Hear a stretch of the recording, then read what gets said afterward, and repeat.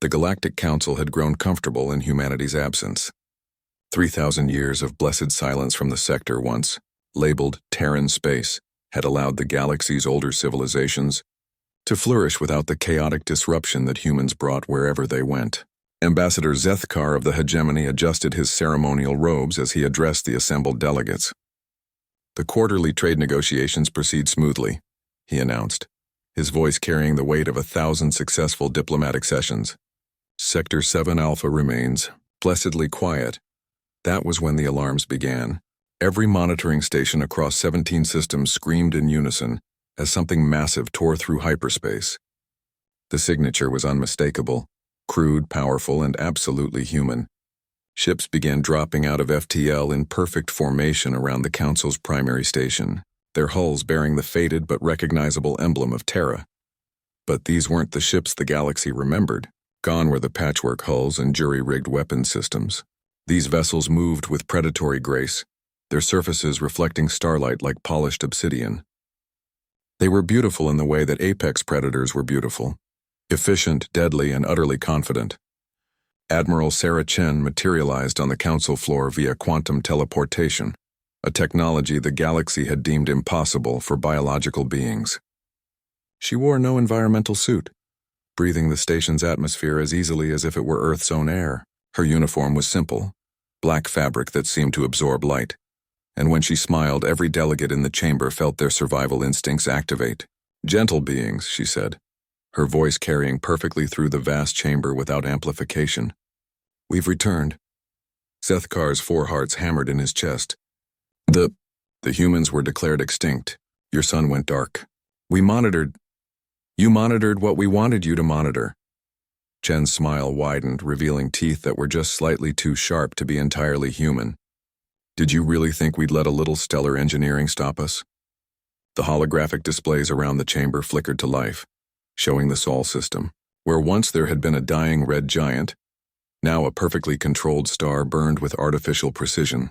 Planets that had been scorched wastelands now gleamed with city lights visible from space. And between them, construction projects of impossible scale, ring worlds, sphere fragments, and structures that seemed to bend space-time itself.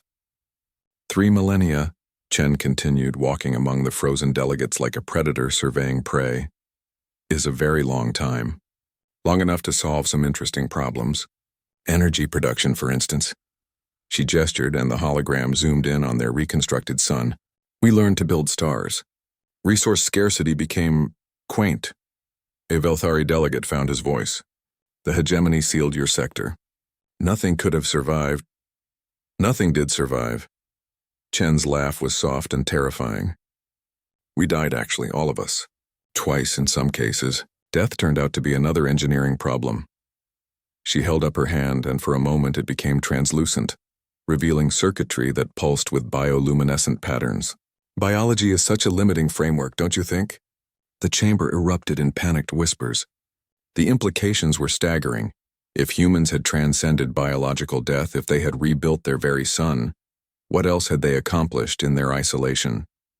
"But we didn't come back for conquest," Chen said, and for a moment the delegates felt a flutter of hope. "We came back because we were bored." The hope died instantly.